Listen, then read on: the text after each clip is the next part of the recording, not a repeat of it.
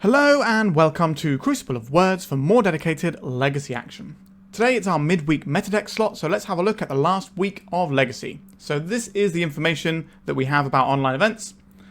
As you can see, Blue Black Reanimator won 3 events, and Carnforge won 1 event, which means if we want to play something a bit spicy on the channel, we have one option, which is Creative Technique. So that's what we're playing today. So, for those who are unfamiliar, this is a deck that kind of doesn't actually play normal Magic. So the idea of this is to play Creative Technique. This has Demonstrate, which means we can give our opponent a copy, and we also get a copy. So for 5 mana, we get 2 copies, where we shuffle our library, reveal cards from the top until we reveal a non-land card, exile that card, put the rest on the bottom of our library, and then we cast the exile card without paying its mana cost. So the idea here is that this just keeps cascading into more Cascade things. So we've got Apex Devastator, which cascades a whole bunch. We've got Maelstrom Wanderer, which cascades a whole bunch, as well as giving our creatures haste, so at the end of the chain we can swing for lethal. We have Call Forth the Tempest, which will wipe our opponent's board whilst also cascading a bunch. Emergent Ultimatum is an interesting one. We search our library for up to 3 mono-coloured cards with different names and exile them. An opponent chooses one of those cards, shuffle that card into your library, and you may cast the others without paying their mana cost. So it's kind of like a weird cascade where we can just go for like Apex Devastator, Creative Technique, and then this card, Noise Marine. This is from the Warhammer 40k set. This is a 5 mana 3/2 with Cascade, and then when it enters, it deals damage equal to the number of spells you've cast this turn to any target. So this can just dome our opponent and win the game before ever needing to attack. There is another part of this deck as well, which is Tibalt's Trickery. So the idea is that we cascade into Tibalt's Trickery. Tibalt's Trickery can then counter the spell that we use to cascade. So let's say we use a Violent Outburst. We then target it with the Tibalt's Trickery, so it gets exiled, and then we get to kind of cascade again and flip into a spell, and then we cast that spell. So what's going to happen is, hopefully, this cascades into like one of these things, and then we just start the chain up again. We also have Throes of Chaos and Bloodbraid Elf as ways of making this happen. Now, this particular list is not running any way to power these out ahead of curve using spells, because obviously we can't, because we have to cascade. So we can't run our Spirit Guides and things like that that you would see in the Rhino deck, which does similar things with Cascade. Instead, all of our acceleration has to come from our mana base. That's why we have 4 Ancient Tombs, 4 City of Traitors, 4 Dwarven Ruins, so it enters tapped, we can sack it to make red. We've got ourselves Tinder Farm, which we can sack to add red-white. We've got Hickory Woodlot, which enters with 2 counters, and then we tap it, remove a counter, and add green. We have Crystal Vein, which we can sack for 2 mana. We have Sandstone Needle, which is just like Hickory Woodlot, but red. You're getting the picture here. The only real interaction we have in the entire deck is probably the Boseiju, which can nail things like Fear of Resistance and that sort of thing that can cause us trouble. We should be able to play through Blink Silence a little bit, but not a lot. Like, you know, we can pressure with things like the Bloodbraid Elf and the Noise Marine. If we go Noise Marine into Bloodbraid Elf, that's going to be pretty okay. But generally speaking, this is going to need to hit things like Deafening Silence, Fear of Resistance, and all that sort of jazz. In the sideboard, we have Inevitable Betrayal. Sometimes getting all of our cool stuff out isn't going to be as good as taking our opponent's Emrakul. So that's where the Inevitable Betrayal comes in. We've got some Leyline on the Voids, so graveyard decks, we don't really want to mess with them. This is also a 4-drop, so it doesn't get hit by the Bloodbraid Elf, Throes of Chaos, or Violent Outburst. So we are more likely to get this going. And the matchups we're bringing this in, if we do cascade into it, it's probably okay still. Ingot Chewer, similar deal. This is a 1 mana destroy an artifact, but it's 5 mana, so it's not going to get hit by any of our cascaders. Not even the Noise Marine can hit this one. And this gives us interaction we need to blow up spooky things that may arise. We have a Yorion in this one because we are an 80-card list, which is wild. And we have Bloodbraid Challenger, which is a bit like Bloodbraid Elf, except this has Escape. So we can cast it from our graveyard, and it's slightly more expensive, so it can cascade into 4-drops. So we can maybe do this into Bloodbraid Elf and so on and so forth. So I'm not 100% sure we're going to want this. I imagine it's probably against decks that have things like Deafening Silence, so we can go up on our creatures and then maybe have more ability to actually play the game if we're kind of getting locked out.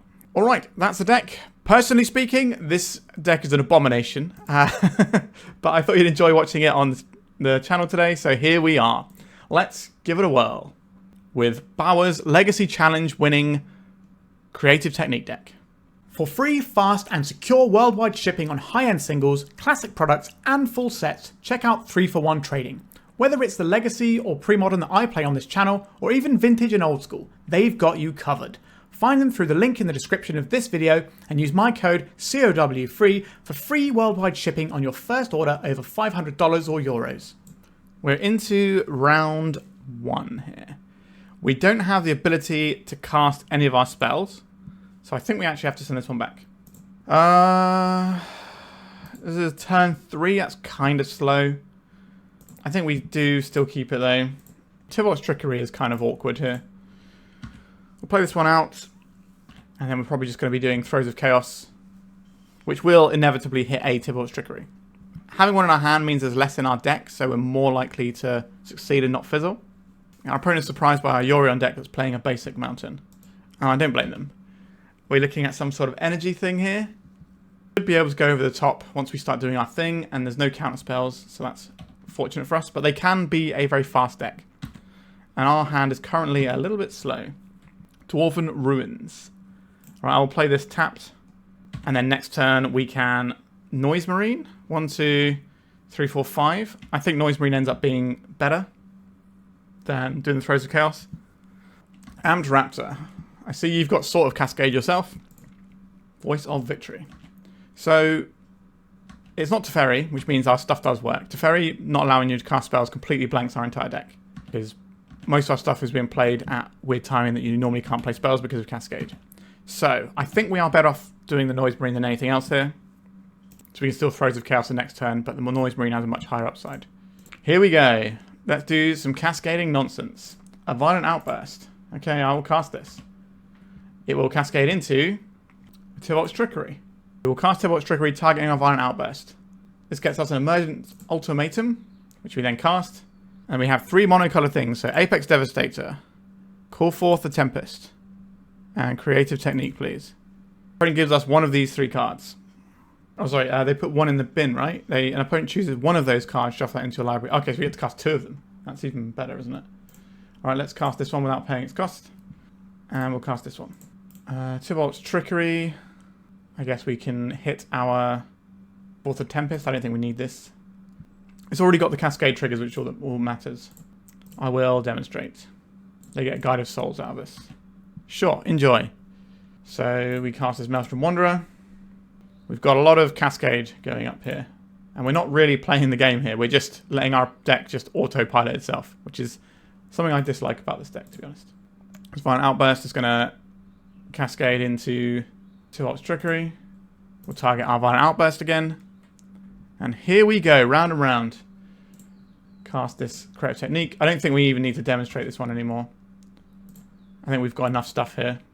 As you can see, we are just doing the thing. Violent Outburst. I don't think this has anything it can hit anymore. We get to see our whole deck, but that's just what our deck does. We just turn it face up and say, do we win? Bloodbraid Elf, sure. In it comes. Noise Marine. I will dome our opponent's face. We've cast a lot of spells. I don't know how much this is for. Oh, it nearly killed our opponent. So this last Noise Marine will kill our opponent when it gets there. Alright.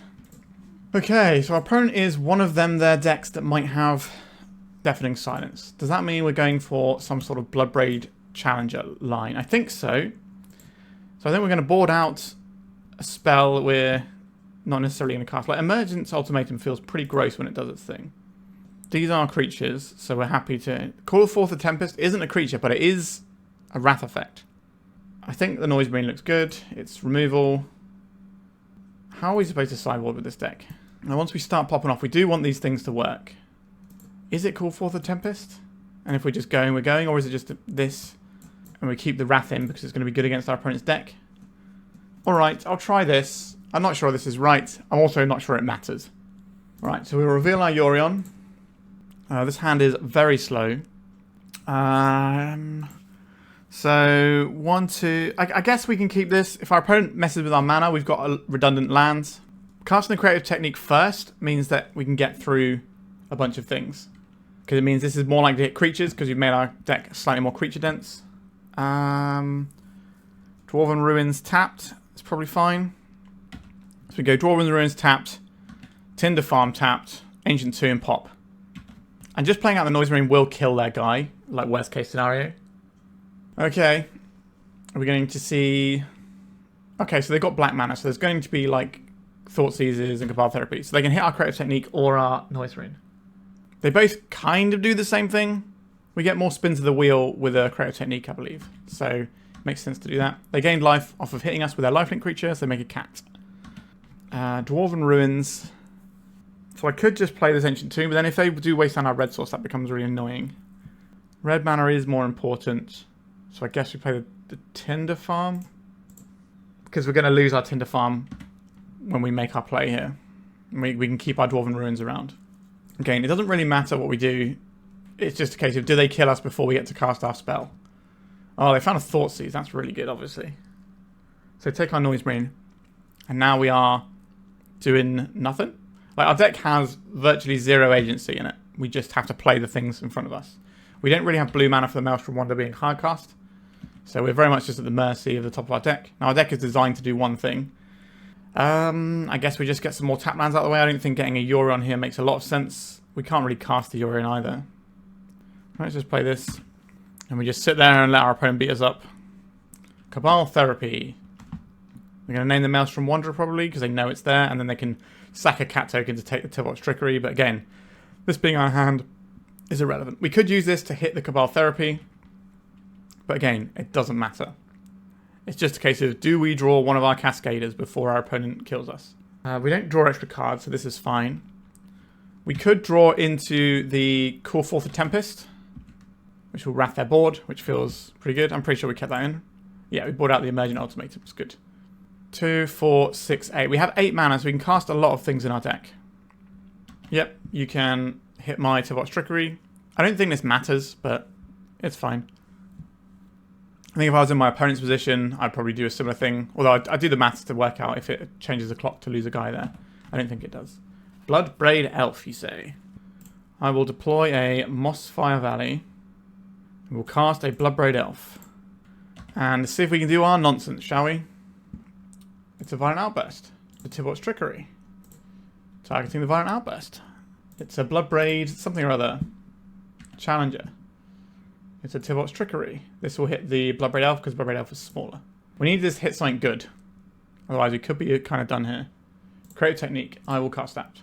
And we have to demonstrate because we are kind of up against it a little bit here. But once we start rolling, we generally should be fine.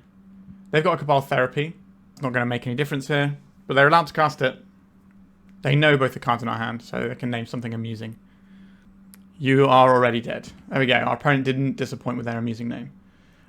This is going to hit one more Tibalt's Trickery, maybe? And then we're kind of hoping to hit the higher end stuff. Call Forth a Tempest. That's probably game right there, because that's going to blow up their entire board. I'll get this other guy. This will cascade into another guy. Oh, look at this. Challenger into the Elf. Into Violent Outburst, which doesn't have any more targets, I don't believe. Yeah, no targets. So then this cascade goes.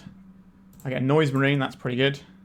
This cascades into Bloodbraid Elf, which cascades into nothing of note. But we will take it out of our deck, so we don't hit it off of anything like a Creative Technique, because that would really suck. This does also pump our Bloodbraid Elf that's in there. So the Noise Marine comes in. We dome our opponent for how much? I don't know. A lot. Okay, our opponent is very dead. We wrath their board. Creative Technique. Just get this little Wanderer in. And we got the GGs from the opponent. We can kill them with the Noise Marine. Alright, they've scooted up because it's really tedious watching this go through. But there we go. Alright. Yeah, so our deck just did its thing. And very much how these games are going to play out is either our opponent can stop us doing our thing, or we do our thing. And that's pretty much it. Let's go to round 2. Okay, we're tricking our opponent with a Yorion, I suppose. Somewhat devious. We have a Creative Technique that we cast on turn 3. Is that good enough? I don't know, but we're going to keep it. Because that's what our deck does. I think in the blind, just keeping a hand that does the thing is what you want to do. If our opponent has a really fast deck that we need to go underneath, then we can think about things differently. Okay, so we can make a Bloodbraid Elf on turn 2 at the cost of all of our lands. Do I want to go at the cost of all of our lands? It doesn't have to be all of our lands, right? No, it does, yeah. Okay. No, we don't have the mana to do that, right? We just play the Hickory Woodlot here. This is going to be turn 3. We don't have any way of getting red and green mana in one go, do we? Obviously, we have the Mossfire Valley, but this is only going to tap for 1 mana total, and we need 2 mana. So I think we just play the Hickory Woodlot tapped. This way, if we draw into the Violent Outburst, we can play the Mossfire Valley and go. Alright, our opponent has 4 mana. Is it going to be the One Ring? It's going to be Khan the Great Creator. Do we care about Khan the Great Creator? Not this turn, but next turn they probably just lattice lock us and we die. Disruptor Flute. What are they going to name here? Like, Hickory Woodlot is kind of a giveaway with what we're doing. We don't have a way to do what we need here. I guess we play this tapped. This gives us red mana if we want it, and then we can play a City of Traitors next turn. We also have the ability to Boseiju a Disruptor Flute, but our opponent doesn't have to cast a Disruptor Flute until our turn, which can then take mana away from us. Because this, we get 2 bites of the cherry with this one, so we can use it for Boseiju, then we can use it for casting our spell on the following turn. A Glimmer Post. Again, our opponent's life total is not going to be a relevant factor in this game. This is not Mike's Lattice mana, although we can beat the Lattice here. 1, 2, 3, 4, 5. So just plussing with this one. Okay, so the Disruptor Flute is coming in. What are they doing with it? They're going to name Creative Technique, I would imagine. They have named the Creative Technique. Dwarven Ruins. So we have 6 mana. So I think we go Bloodbraid Elf and Boseiju. Can we do all of that? Green, red, and the other green there. Okay, yes we can. So we go sacrifice this for a bunch of mana, sacrifice this, and then we can Boseiju this away. So the reason we're doing this first is if our Bloodbraid Elf gets us into doing a creative technique. Are they playing blue Cloud Post? Or they are playing blue Cloud Post. Okay, that is potentially worrying because they might be able to counter the spell. Right, Tibalt's Trickery, Taiga and the Bloodbraid Elf. Do you have a counter spell? They did not have a counter spell. We hit another Violent Outburst. Or our first Violent Outburst, but it's like another Tibalt's Trickery line, which is the scarier one sometimes. Okay, Maelstrom Wanderer. I think we are in it now. And we just get to kind of do our nonsense, and our opponent just has to sit there and enjoy it. I think enjoy is probably the wrong word there. Alright, they're scooping it up. I don't blame them. Okay. Our opponent is running an artifact deck, so I think we want these Ingot Chewers. What comes out for Ingot Chewers? That is an interesting question. Is it call forth the Tempest? This does Cascade twice, so that's really important. I think we do have to go fast, so maybe, what is this? Is it hit Planeswalkers as well? No, it's only creatures. Alright, I'm going to try and cut these call forth the Tempest for these Ingot Chewers. This does give us a slight potential for a fail rate, but our opponent is probably going to have some spooky artifacts we need to deal with. Like, if this isn't for, like, the... I guess the Cloud Post deck doesn't have as many artifacts. We've seen things like the Disruptor Flute and stuff. Just being able to nail that feels pretty good. But yeah, it just feels like we're in a casino here sometimes. This hand is not going to be one we keep. This hand, I guess we can keep. This is any target, so we can kill a Calm, which is quite nice. We put this back in our deck. And we play out lands and hope that we can cast our spell before our opponent kills us. We're on that life again. A Cloud Post to begin with for our opponent. We'll play the tapped Depletion land. Which means that next turn we have the ability to cast a Violent Outburst if we draw it. A Cloud Post. So our opponent can Disrupt a Flute if they wish this turn. Bloodbraid Elf. We can't cast that this turn. Then we just play our tap land and move on with our life. I don't think they had a Disrupt a Flute because they would have played it right there. So they probably just are sat on like a Force of Will or whatever. Okay, so they're going to counter our first spell. So we lead off on the one that's not going to make all of our lands disappear. Although this one will disappear anyway, won't it? Let's have a little Bloodbraid Elf. It's going to be a consign. Tishana's Tidebinder. Sure. I don't think we attack here, because we can blow this up next turn anyway. So I think we just hold for a sec. Because if we can pressure a Planeswalker later on instead of just trading this off with a Tidebinder, it probably ends up better. The Noise Marine can dome this for a little bit if things don't go amazingly for us. Because this deals 2 damage, minimum.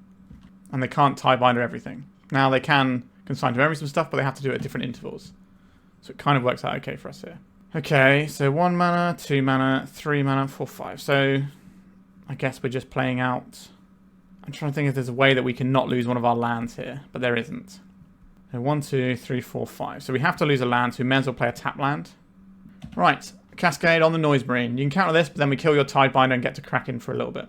This is not really the one I wanted to hit. But here we are.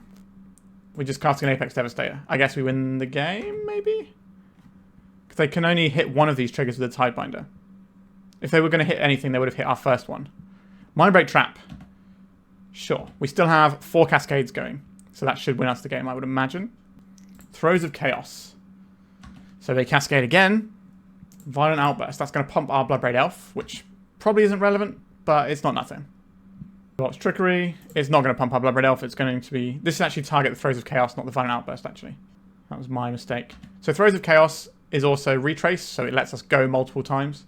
So this should hit the Throes of Chaos, not the Violent Outburst. That was a slight mistake from me. Again, it doesn't matter. Our deck kind of just plays itself at this point. Let's get this Bloodbraid Elf in. I think we're running out of things to hit. I think this is the last one. Creative technique. I'm not going to demonstrate this. I don't want my opponent to get something spooky here.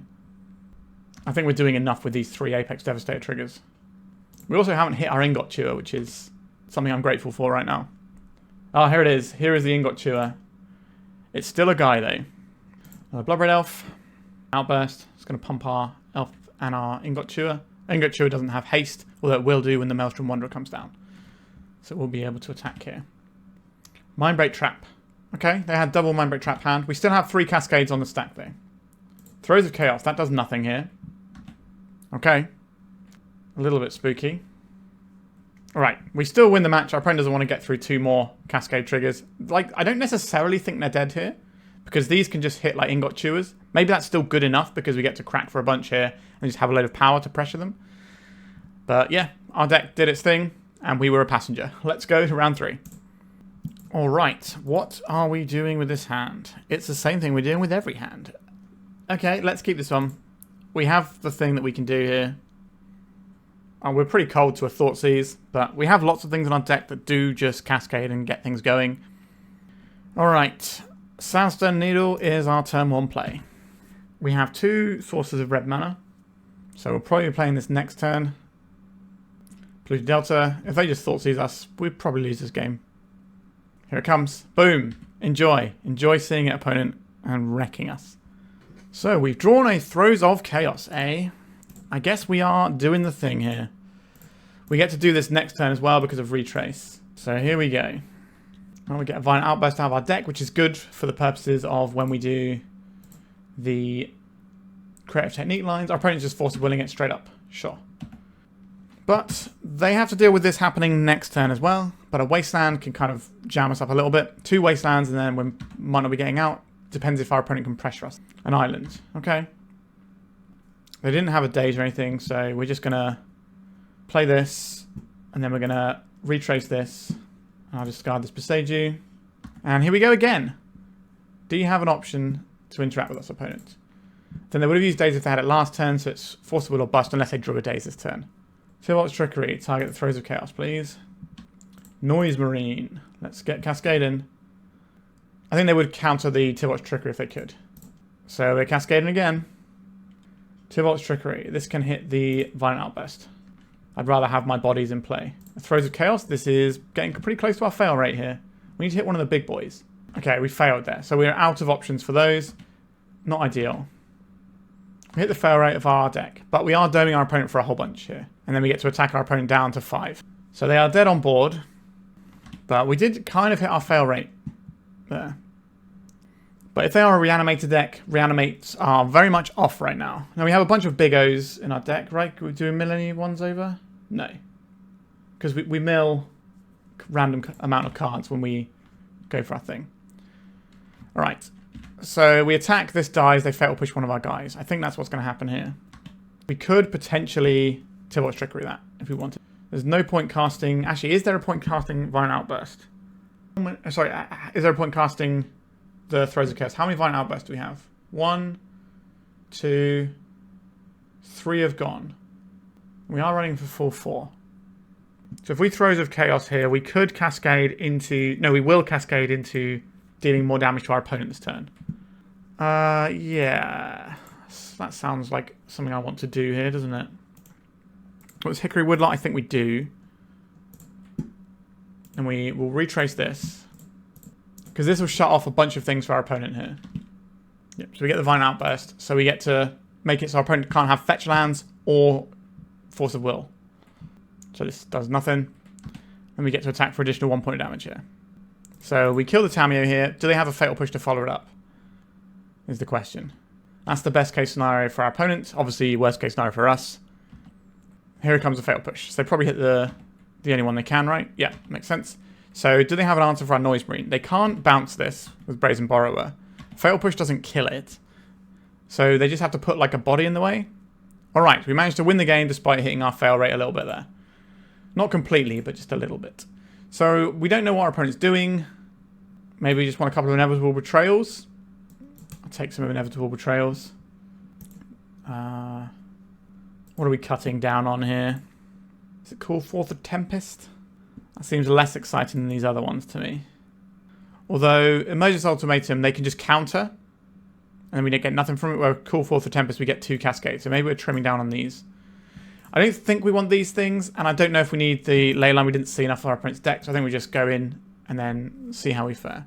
So Throes of Chaos is pretty good. Because we can just keep sending it into counter magic. What does this do? This is bad. I think we can do better than this. Throes of Chaos is one of the cards I'm very interested in having in this matchup. We don't really have the lands to go with it, but we're probably going to draw some. I think we keep this. This is Thoughtseize proof.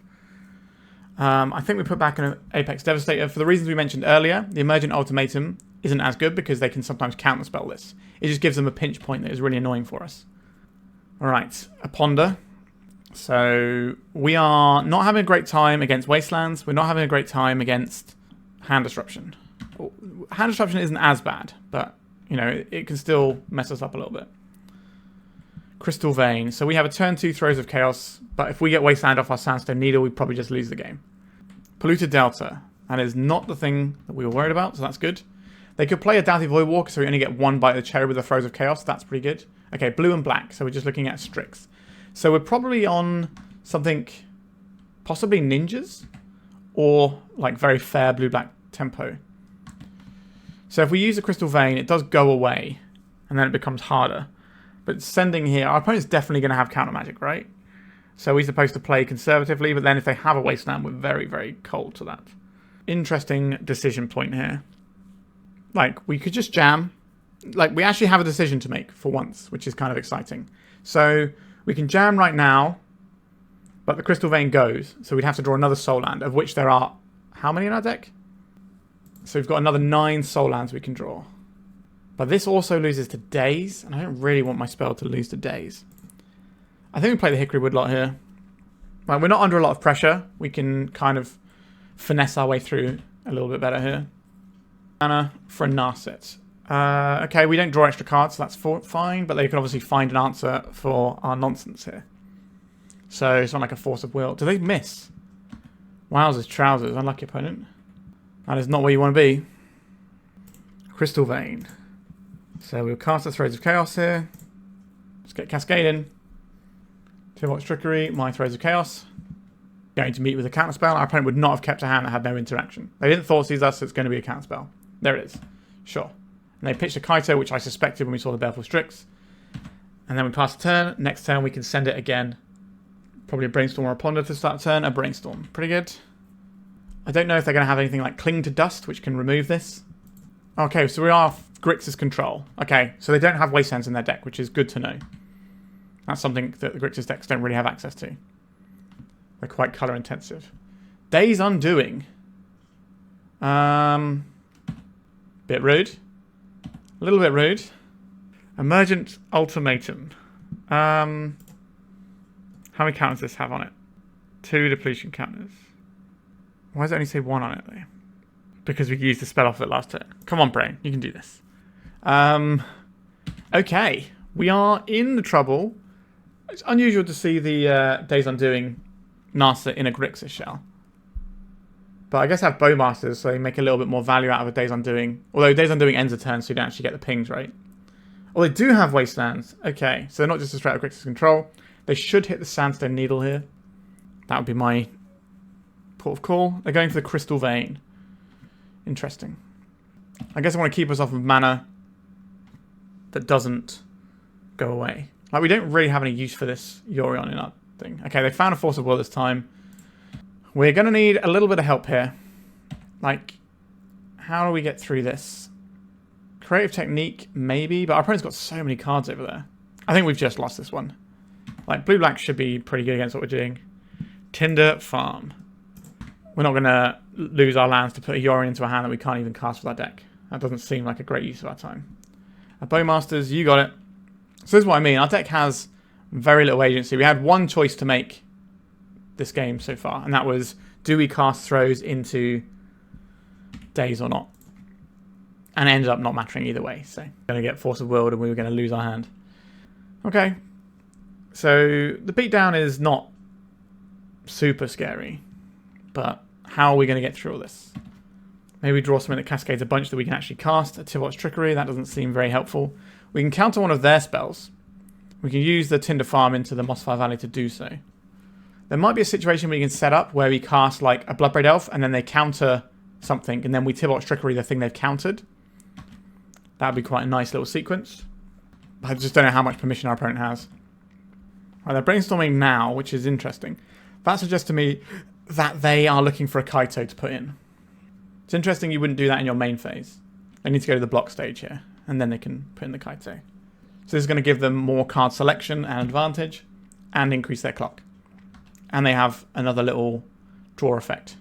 So 3, 4, 5, 6, 7. So they don't have lethal. They could have pumped this, and then they have lethal next turn. But I think they're probably better off just drawing cards here. Although I don't know what their hand is. If their hand is just absolutely stacked with permission, then I would probably just try and get the clock to make sure it's lethal. 3, so that's 4, 5, 6, 7. So they're one shy. Maelstrom Wanderer that we can't cast due to how our deck is constructed. Alright. I guess we do have one turn, right? Because our opponent doesn't have lethal damage this turn. If they've got another Bowmasters and we die, that's fine. But we have one chance to draw. And because we have the Tibalt's Trickery, we might be able to play around their own Force of Will. Because we can try and cascade into something. We could also draw something that cascades a bunch. And maybe that's something they can't necessarily handle. I suspect we're just going to draw some big monster that doesn't do anything and lose the game. And these give us blue mana. Right, they didn't pump the Kaito because there's no point. If you're not killing us this turn, then you may as well just get an extra card. They left a card off of their library. So they're going to have some interaction here. Probably more than just the Force. A Noise Marine. We don't get to cast Tibalt's Trickery. 1, 2... Actually, we do get to cast Tibalt's Trickery, right? 3, 4, because we can sacrifice the Tinder Farm. So we might actually get away with it here. Let's find out. Let's Cascade first. I don't think this is the place to interact. They have a main deck consigned to memory. Don't like that very much. Alright, let's Tibalt's Trickery our Noise Marine here. And hope our opponent somehow doesn't have the intelligence to tap all their lands. Yeah, we're dead, very dead here. Okay. Yeah, we got slaughtered. I don't think that's really a surprise. Our opponent, anything that makes you want to change up how we've got things boarded here. Maybe the Emergent Ultimatums should be Bloodbraid Challengers, so just have more hits. Just more things we can cast. I don't think we want the Inevitable Betrayals now that we've seen our opponent isn't like Reanimator. I don't mind taking a Barragoyf or something, but I think we just have more things at Cascade, so we have more chances to cast our spells. Alright. Okay, I guess we keep this. We have seen Wasteland now, so that is something we have to be aware of. Not in love with Wastelands for us, but I don't know if they run the full 4 in like a Grixis deck like that, with the like blue costs on Narset and presumably like Colligan's Command and stuff like that. Bloodstone Mire. Are we going to see a Thoughtseize? Are we going to see a Ponder? It's one of the two. Could be a Tammy actually. It's a Thoughtseize. So this has Escape, so this is something that we can play when it gets countered. But they have ways of shuffling our graveyard away.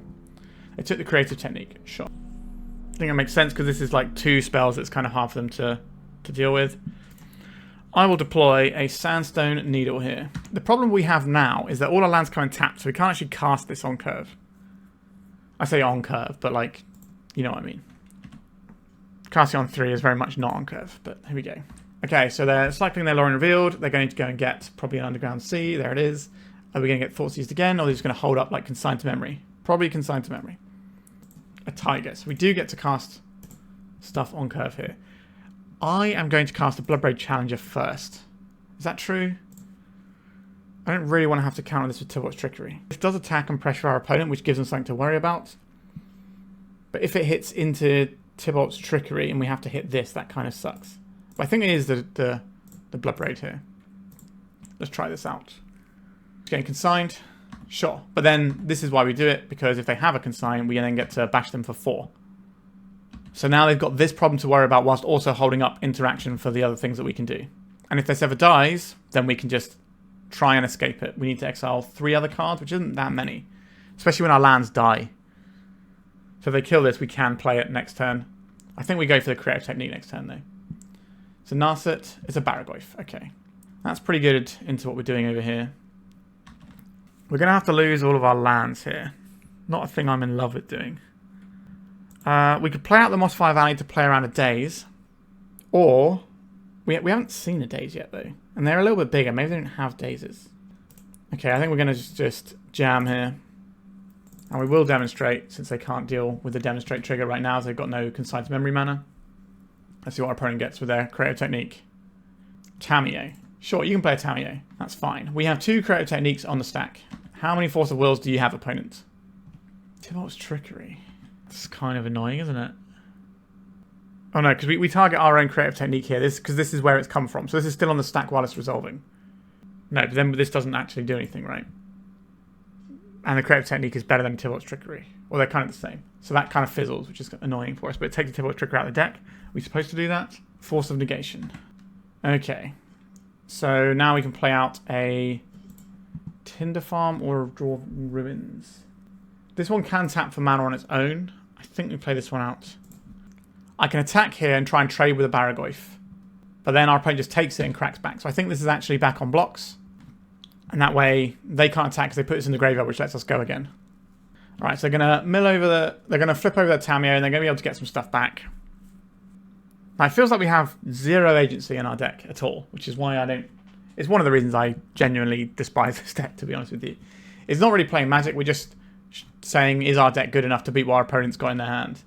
We don't really have any gamesmanship to play around anything. Like, sure, we can try and maybe play around a Daze here and there, but our deck only does one thing, and it just says, is this good enough or not? And that's not really how I like to play Magic the Gathering.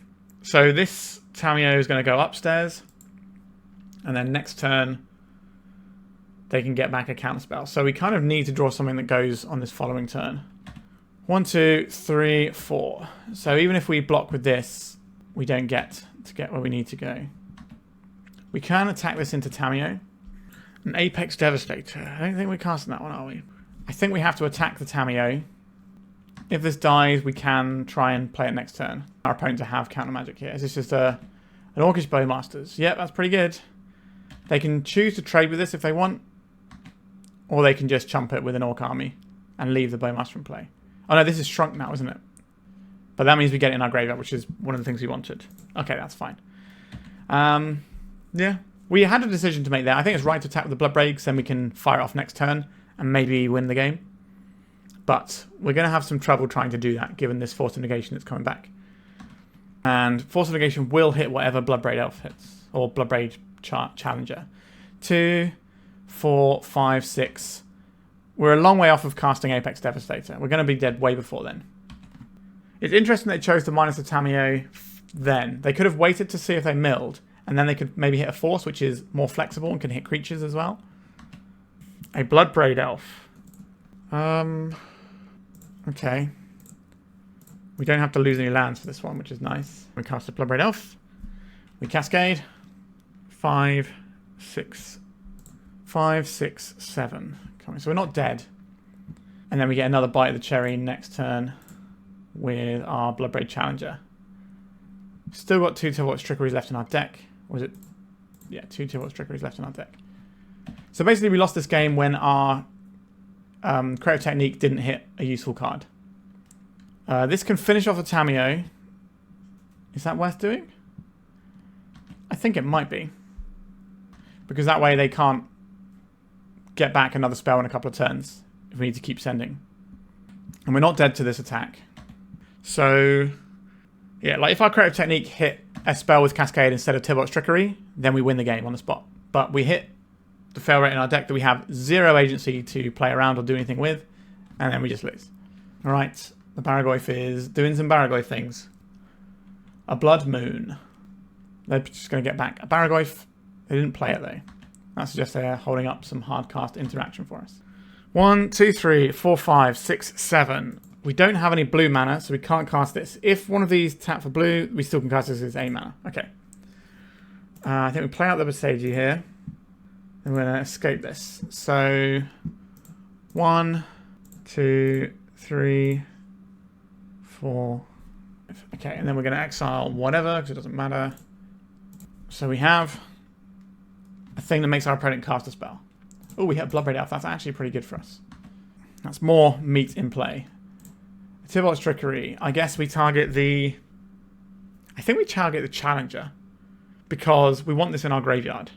So this is where our opponent just taps these lands and plays Force of Negation. Hydroblast. Same but different. Okay. So we have some power in play. So we can survive for a little bit. And we put the Bloodbraid Elf under the bus here. Or, sorry, the Bloodbraid Challenger under the bus. And then we get to fire it again next turn. And hopefully our opponent's running out of stuff. So this is 4. We could just double block this and kill it. I'm okay with doing that. Now they gain life. Again, their life total doesn't matter. When we go off, they will lose. Okay, so then we get to do the same play as last turn and hope that it works. They're holding up Hydroblast again. I don't like this pause in our upkeep. A Violent Outburst. How much mana can we make here? Can we go twice? How many Tibalt Trickeries? 1, 2 there. Is there any exile? There's 1 in exile. So there's only 1 Tibalt Trickery in our deck anyway. So I think we just make this guy. 1, 2, 3. Throes of Chaos. That's good for us because that means we don't have to counterspell our Bloodbraid Challenger. Alright. Can you deal with my Tibalt Trickery again? Probably. That's a force of will. You got it. Okay, what is our plan here? We need to draw Creative Technique or sandbag enough mana. So 1, 2, 3, 4, 5, 6, 7 mana. 8, 9, 10. So we need 3 mana. We need to live long enough to cast as Apex Devastator. So we can trade these off again. Our opponent forces through a little bit of damage. We are making our Cascades better by constantly pulling all this stuff out of our deck. A Throes of Chaos. I'm not going to cast you. We'll leave the Throes of Chaos in case we want to cast a Violent Outburst off of it at some point. Alright. Okay, I guess we'll just get this out of our deck. So now they can pretty happily just counterspell our Bloodbraid Challenger if they want. Okay. So this has got to hold the fort until we can find enough mana to cast Apex Devastator, or we can draw like the Cascade a million times spell, whatever it's called. Okay, this is going to put us to 1 life. So we need to draw the red. Do we still have that one? We still do, don't we? Yes. Okay, so they're going to Thought Seize us. Our hand doesn't matter here. They'd probably take the Apex Devastator, to be honest. They might take the Maelstrom Wanderer if they think we have blue mana in our deck. But they've seen our deck, so they should know that we don't. Alright, took the Throes of Chaos. We don't have a land, so we can't bring that back anyway. Yep, this isn't looking great for us. We have 1 turn to draw a thing, though. I will block this Orcish Bowmasters. I guess they can crack this and draw Bowmasters, but we're dead to that anyway, right? 3, 4, and then 1 ping is dead. Okay. We need to call forth a Tempest, please. That would be useful. City of Traitors. 1, 2, 3, 4, 5, 6, 7, 8, 9. So we are 1 mana shy of casting this card. We have no blue mana, so we can never cast this. We do just die. Throes of Chaos. All our Tibalt Trickeries are gone, right? 1, 2, 3, 4. So that doesn't work. Yeah, this sucks. We can hit our opponent for an additional 1 damage. There's nothing doing here. It's definitely...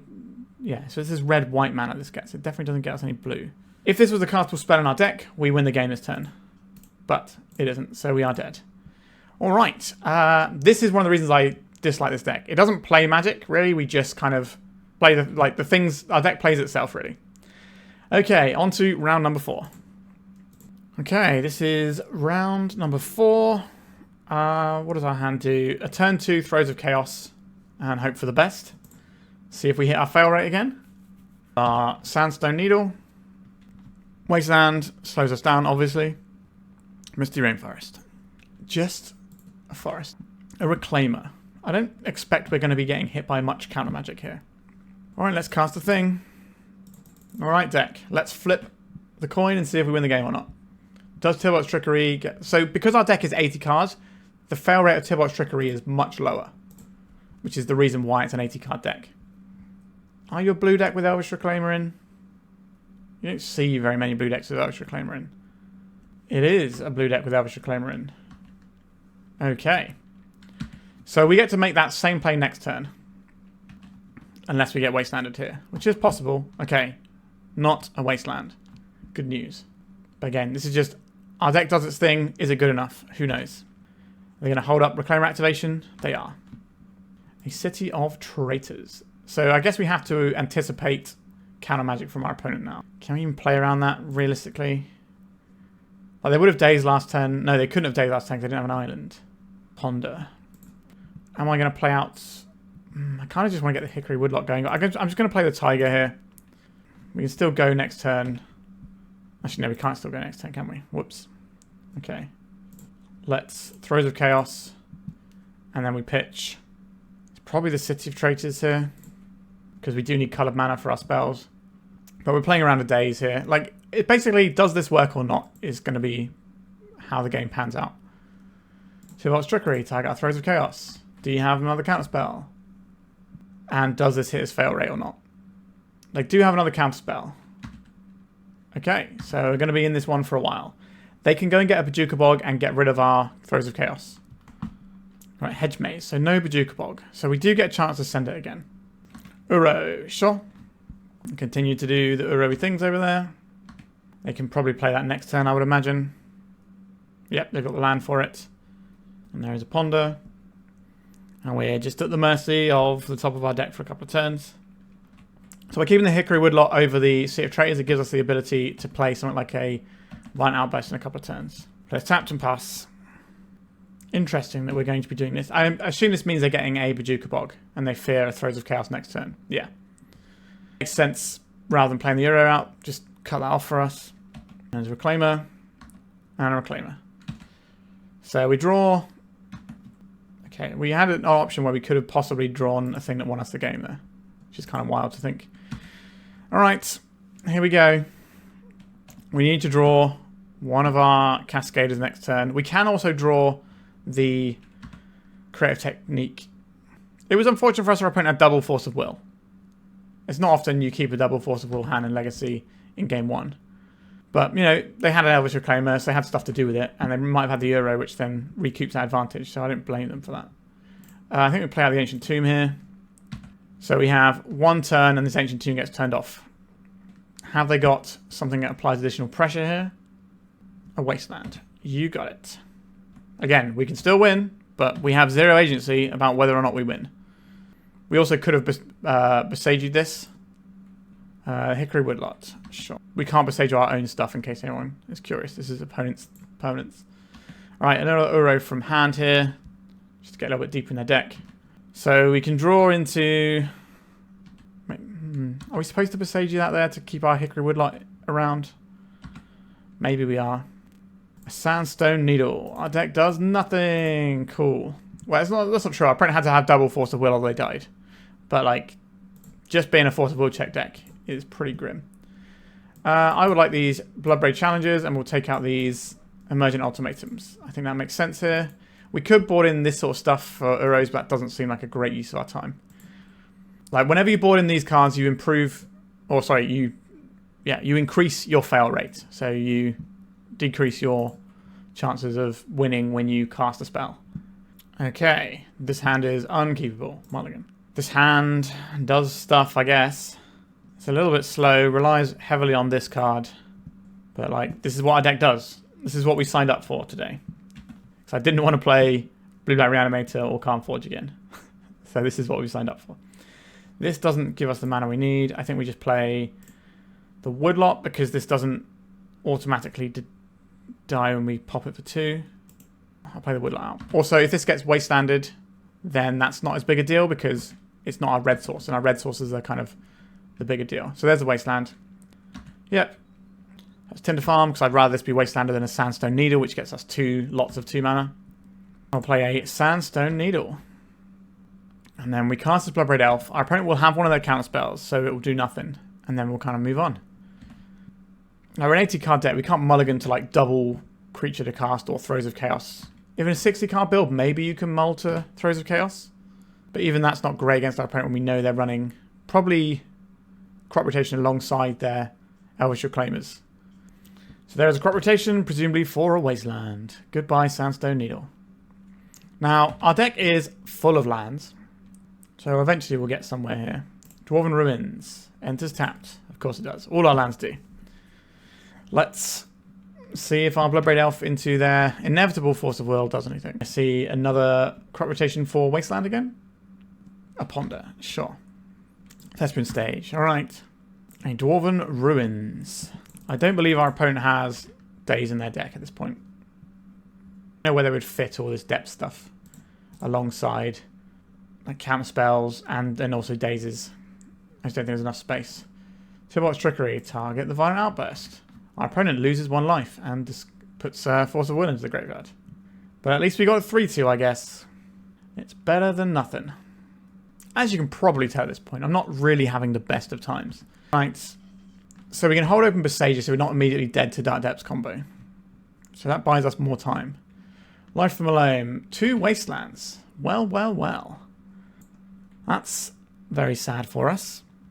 So they probably take out the Dwarven Ruins here. I think it's the best one. Okay, they've gone for Tinder Farm. Sure, I think the red mana that we can access off this is better. Sandstone Needle, that's going to die next turn. So here we are, really.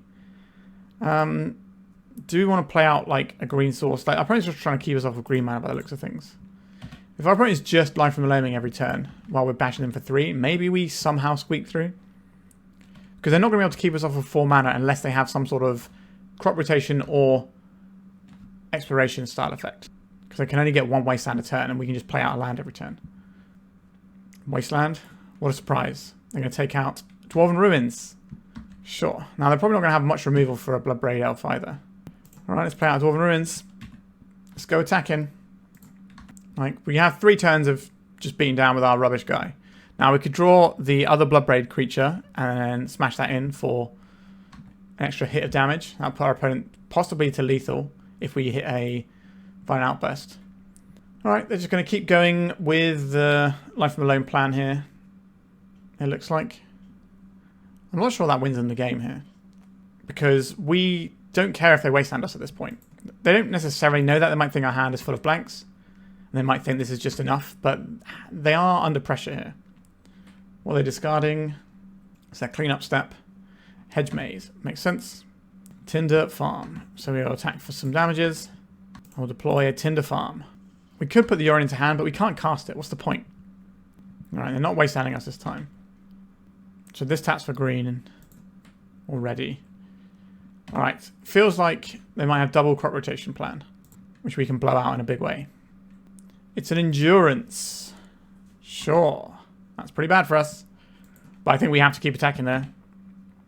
They're going to not target anything because they want us to have these in our library, sorry. Goodbye, Bloodbraid Elf. You were a card that we had for a while. Our opponent's got full grip. Quite a lot of that is land, though. Now our opponent is the one with the clock.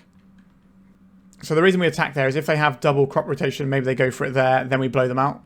Alright, they've blown up one of our lands again. That is something that's going to keep happening, but again, it doesn't matter. We have all the lands here. It's a case of how much counter magic does our opponent have, what spells do we draw that actually do something. We can send a Throes of Chaos twice if we draw it this turn. Because we got 2, 4, 6, 8 mana. So Throes of Chaos would be possibly our best draw, although it might not do anything because we can hit our fizzle rate. A Tinder Farm. Sure, we will play this Tinder Farm out. We don't want to play out a Taiga, we want to sandbag our green mana so they can't be wastelanded. The untapped green source that we get to use.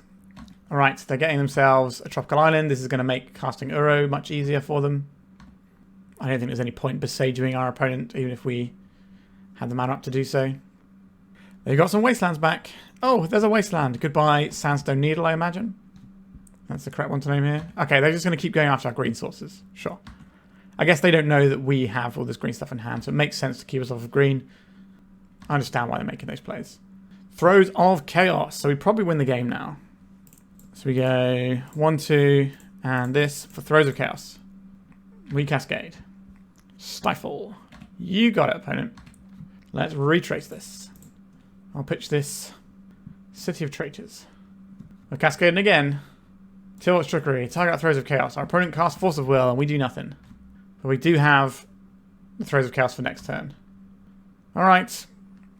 Is there a Boseiju in their graveyard? There is. So they're going to go and get the Boseiju and get rid of our Throes of Chaos. Cool. That means they're not wastelanding us at least. So we've got some draws that are available to us. We can draw the Call of the Storm Tempest, blow up all your guys thing. We can draw Create a Technique. We can draw Bloodbraids. So, you know, we've got a decent number of hits here. But this Tibalt's Trickery stuff is pretty bad into blue decks. Right, they milled over some stuff. Mystical Dispute is in their deck. Why is that in their deck? I don't understand why that's in their deck post-board. Like, I guess it's just 3 mana hard counter is what they're seeing it as. It's like a bad mana link. I guess it's going to be a hard counter most of the time. Right, so going back to the Bojuka Bog. They should play the Bojuka Bog here rather than the Wasteland. Well, they play the Wasteland. So this gives us a shot to Throes of Chaos. So we have guaranteed attempt. Now, our opponent has a bunch of cards in hand. They've got blue mana up. Call forth the Tempest. Now, this is the one that we could have cast. Like 4, 5, 6, 7. No, we still didn't have enough for it. Okay. All right, let's do the thing that we have to do in our deck. Here comes the Throes of Chaos again. Violent Outburst. Tibalt's Trickery, targeting the Throes of Chaos. Maelstrom Wanderer. Okay, I guess we just get to win the game now. Violent Outburst. Like, the Maelstrom Wanderer on its own is lethal. Cascade into Bloodbraid Elf. Alright, we got GG there from our opponents. So we get to go to a game 3, I believe. Okay. I don't care enough about my opponent's graveyard to mess with that sort of stuff. If they get us in a Wasteland lock, then they get us. Alright. Let's hope that the cards that we draw are the right ones, and the ones that our opponent draws aren't good enough. This doesn't have any mana that works. We can't keep this one. It has a lot of things that we can cast, but that's obviously going to be the case if you don't have any lands. Okay, I guess we keep this and we put back the Tibalt's Trickery. Maybe we're supposed to put back the Apex Devastator, but having the Trickeries in our deck means that we can actually do the thing. I would rather Tinder Farm got Wasteland than anything else, so that's what we're going to play out first. A decision. We got to make a decision, everyone. That's exciting. Hedge Maze. So they got Stifles and Consigns in their deck. That's quite a lot. So maybe they're trying to do like Uro, Consign to leave it in as an option in their deck. This is interesting. Obviously pretty good against what we're up to. Alright, a Wasteland. So we'll play out our Sandstone Needle now that we have 2 of them. How many Wastelands can our opponent throw us? Life from Alone. Getting back a Wasteland. That's fun for us, isn't it? Creative Technique. Okay, we're going to play a Sandstone Needle so our opponent doesn't have good options here. We're trying to draw an untapped green source here. But eventually, I think our opponent's Wastelands will beat us. So they Wasteland, they Life from Alone back the Wasteland. That's probably what this turn is for them. By Sandstone Needle. If we can draw a untapped... Alright, they're just going to get another Wasteland straight away. Sure. Alright, I think our opponent's deck is very well set up to beat us. They've got Wastelands, they've got Counter Magic. And they got, like, things to stop triggers. Alright, we'll play this Hickory Woodlot out. We need to draw some of our basic mountains. We have 2 basic mountains in our deck. We have an 80 card deck in the bin me, but they can't get back a Wasteland right now. Well, they can't play a Wasteland. They can get it back, which is what they're going to do, but they don't get to use them yet. So we have a window to draw an untapped red source and try and send it here. Now, is that going to make any difference? Probably not. Like, if they've got a counter spell, then we're just going to die to that. But, you know, you got to play the game you're given sometimes. Alright, our opponent shouldn't be able to mess this one up, and I'm just going to scoop it up. Yep, we didn't get to play Magic. Well, we didn't really play Magic at all with this deck. That's the whole point of it, really. Let's go to the final round. We're currently 2-2 after a nice start. We are failing in the back end of the league. Let's see if we can get a positive record. Okay. This does some stuff for us, I guess. We have Creative Technique, and we have Noise Marine. It's not as fast as I would like, but I think we have to keep this in the blind. We need to keep a hand that does our thing. But we are talking about a format that is currently defined by Thoughtseize, among other things. So it's very easy for people to see what we're doing, take one of our pieces in the few turns that we're not doing anything, and then smash us to pieces, knowing what they're sculpting for with all their cantrips and stuff. I will play out a mountain, so we can't be wastelanded off of it. It's also going to make our opponent be very confused as to why there is a Yorion in our command zone, or whatever it's called. Companion zone, not command zone. Okay, I would rather lose... I think I'd rather lose the Ancient Tomb, actually, because our opponent's going to be hurting us. So we don't want our life total to be impacted that way as well. Polluted Delta, not a wasteland. So we are going to have an attempt to send it next turn. We could Noise Marine and try and blow something up, or we could Creative Technique and have 2 spells that they must counter. I think that's probably what we do, though.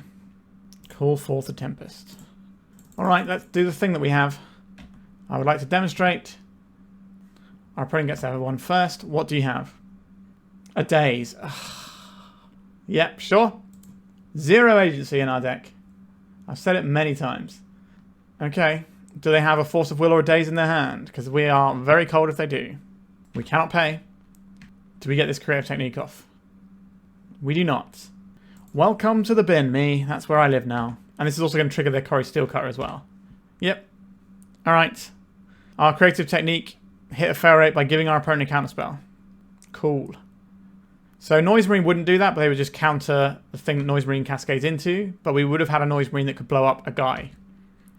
But then we lose our land, and we won't have any mana to play the follow-up at all. So I think it's best to go for the higher power play. Like, if we don't have that Daze, what are the chances that our opponent had another counter in hand? Not that high.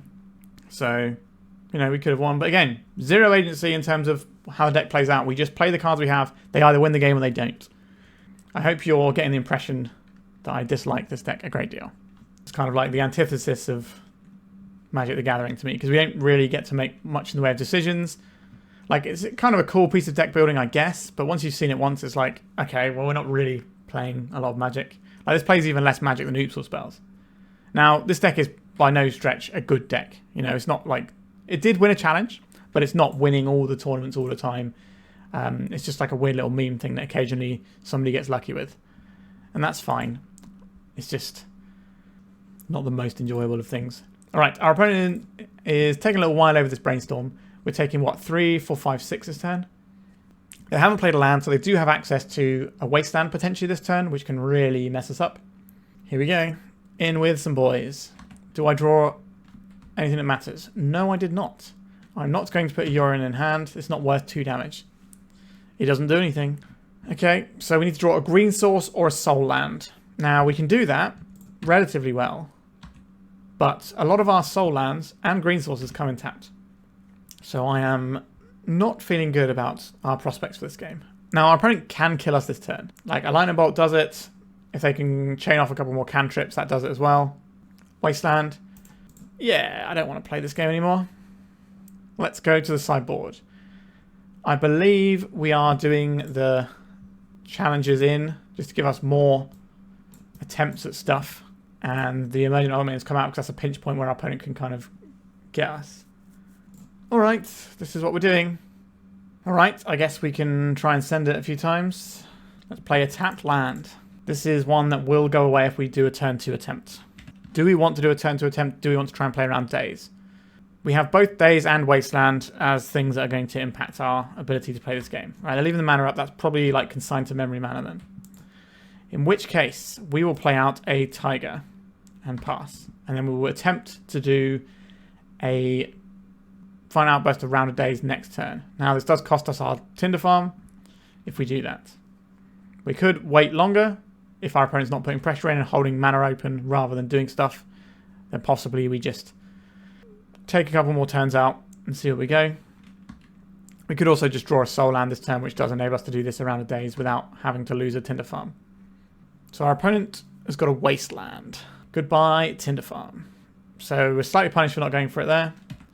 There's a bunch of things we have to play around in our opponent's deck. Like, we play around the Wastelands, we play around the Dazes. We can't play around counter magic. That's not how our deck really functions. We just have to go into it. A Dwarven Ruins. That gives us a combo attempt next turn around a Daze. We'll lose to Force of Will, and we lose our land for the pleasure. If we draw a soul land, we could try the Bloodbraid Challenger instead of the Violent Outburst. And that way we're at least left with something in play that can attack and block and engage in a normal Magic the Gathering fashion. Okay, not a Wasteland. That's good news for us. And Ponder, a little bit more Surveil action. This is going to be a sorcery, so that's going to give them Delirium and allow them to beat for 3 this turn. So we have a choice of Challenger, potentially next turn, or just Violent Outburst around a Daze, which is probably what we're going for here.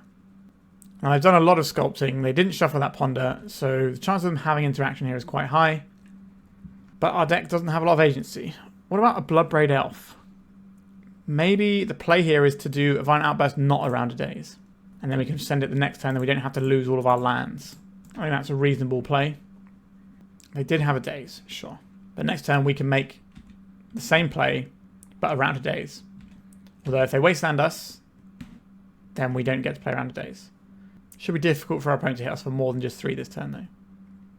But how much interaction is our opponent going to be holding up? Consigned to Memory is quite likely to be in their deck, which obviously jams us up a little bit. This is just going to be a Murktide. Big Daddy Murktide Regent, here it comes. And that is a 7/7. Quite large. So we're going to play Violent Outburst around a daze and hope it's good enough. Alright, we got to pause here and here it goes. The Force of Will. So we have one more attempt here.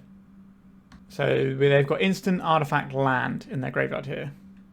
Oh, they milled over a lightning bolt. That's interesting. Okay. There's a wasteland that does hamper our ability to cast spells if they go after our Dwarven Ruins here. They have gone after our Dwarven Ruins. So we need to find an untapped mana source to even attempt a Bloodbraid Elf. So maybe we could have played the Bloodbraid Elf last turn. It's a case of, are we playing around days, we're playing around Force of Will. Creative Technique, we are very dead.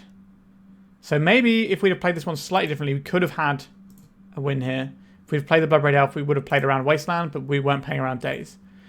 So we just had to choose what we were playing around, and we lost. They had seen like one Wasteland, one days, so it's kind of 50-50, I guess. Alright, so we finished with a 2-3 record.